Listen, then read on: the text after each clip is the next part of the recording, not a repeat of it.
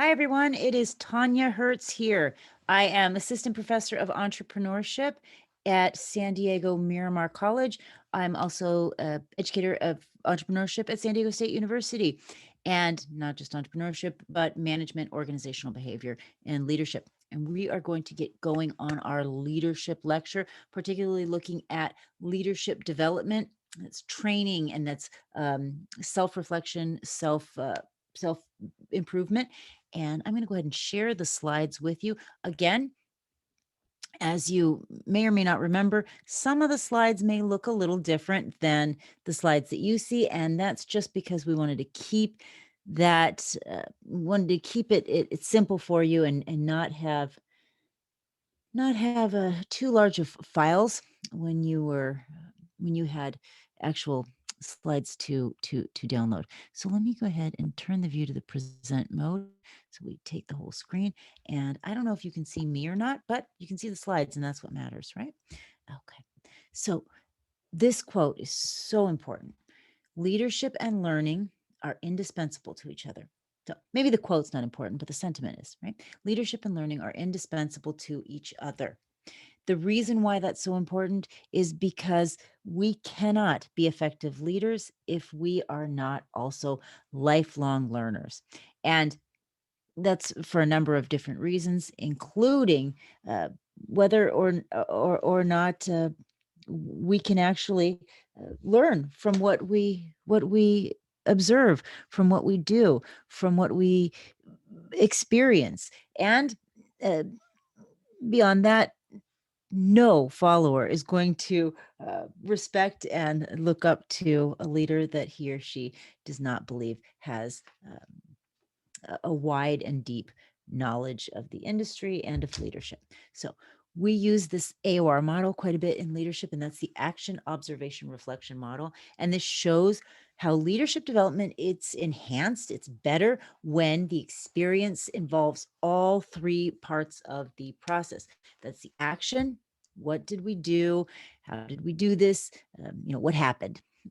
And I'm sorry, the observation part is what happened, but that's asking ourselves what happened. What exactly did we perceive in the incident? And then finally, the third component, which is often overlooked, and especially with people who have not yet developed those leadership skills, is that reflection part. And that's, how did we feel about it? How did others feel? What was the impact of what we were doing? And this is called the spiral of experience as we move through this action, observation, reflection model, right? What did we do? What happened? Um, how does it look now to us, right? It is vitally important that we go through all three phases of that model, and that we understand as we're going through all three phases of that model that events are going to be different for each person. Even when you were in the exact same event, the same thing happened. Each person's perception affects the way that they experience a given event. And there are particularly some uh, errors in thinking that can have a huge impact on the way that we think and the way that we learn. And so observation, perception, they both deal with paying attention and attending to these events around us. And we're very selective as human beings in what we attend to, or what we pay attention to, and in turn, what our perceptions are. Now, perceptual sets are a form of heuristic or faulty, biased, tilted thinking. They can influence any one of our senses, and they are, boy, I tell you what, when things like eyewitness testimony, you'd think, well, if I see it with my own eyes, I have to believe it, right? It has to be real. That's one of the most ineffective forms of testimony and of evidence, because we have so many biases in our perceptions and in our thinking, and they bias us. Feelings, needs, prior experiences, stereotypes is the word I was looking for. All of these, and it's right here on the stereotypes. These are all significant detriments to the learning process, and they can have a big effect on whether or not we learn what we should from what we experience. So I want you to do this little exercise here. So you see this exercise now. Read through this as many times as you need to. Finish. Well, I'm not going to read it. You read it to yourself. This sentence right here.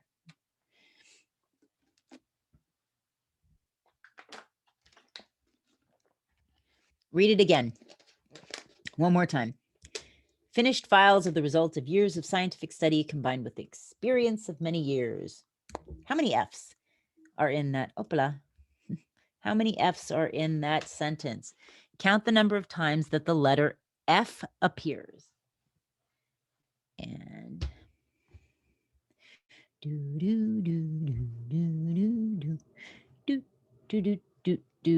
many times did you guys get?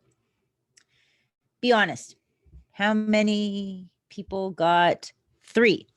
How many of you saw all 3 F's? All right, good job. You were wrong. How many of you got 4 F's? 4 F's, anyone? 4 F's? You were also wrong. 5? Wrong again. How many of you got 6 F's? That's how many there are. 6 F's. 6 F's. Look at it again. See if you can find those 6 F's.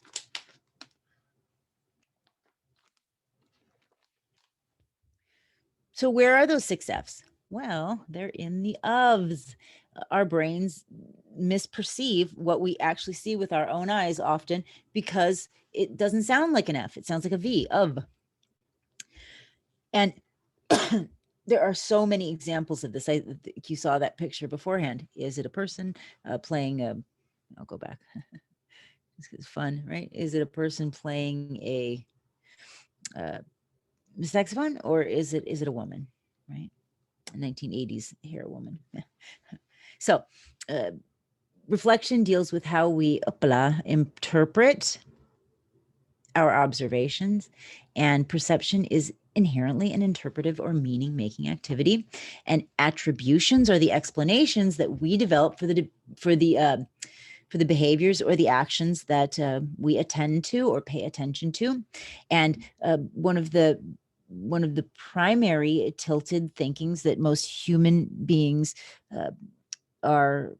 almost all human beings are subject to is called the fundamental attribution error.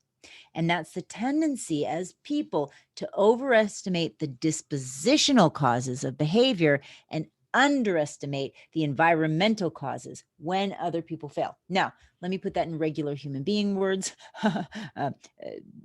So the fundamental attribution error essentially states that when somebody else does something wrong or fails, somebody else fails, we blame it on their disposition themselves, their personality, rather than environmental causes when other people fail. And what do you think we do when we fail, right? So, ooh, I thought I saw a mouse. It was not a mouse. Sorry. There, an attribution error. I just have it in my mind, but there's no mice. So, fundamental attribution error is, okay, let's say somebody's late. We've been waiting, and Angela's late again. Where's Angela? Angela, why are you always late? Well, it must be because Angela just has that predisposition to being late. That's her personality. So we curse Angela under our breath and we say, Angela's late again, right? So now we're a little bit late. The next day we're a little bit late. Do we say, I'm the kind of person who's always late. This is my own fault? Usually no. Usually we say, darn that traffic. There's an environmental cause, not our own predisposition. So why is this? Because we have a self-serving bias, right? Now in general, always in the aggregate, this is based on research. So self-serving bias states that we make external attributions for our own failures and we make internal attributions for our own successes. So we're late. Well, it was because traffic was bad. It was because of COVID. It was because of any number of external causes. But when we are on time, it's because we are just such a punctual person, right? I'm a punctual person. I care. That's why I'm on time. This is what humans do. And it's this actor observer difference that really makes this a reality, right? Because we as the actor, we are more likely to give ourselves a little slack than the observer, right? So reflection. This is why reflection is so important. All of this talking, getting right back to the beginning, when we were talking about the AOR model, reflection involves higher cognitive functions like evaluation and like judgment, not just perception and attribution. So think about what I just said there. Reflection involves higher functions like evaluation and judgment, not just perception and attribution. So what does that tell you about reflecting upon things? Right? We can get away from some of these misperceptions, some of these fundamental attribution errors by stepping back and reflecting upon what we've done and not just going through life without ever stopping and thinking and observing and reflecting. So we're going to take a pause here and we'll come back and finish up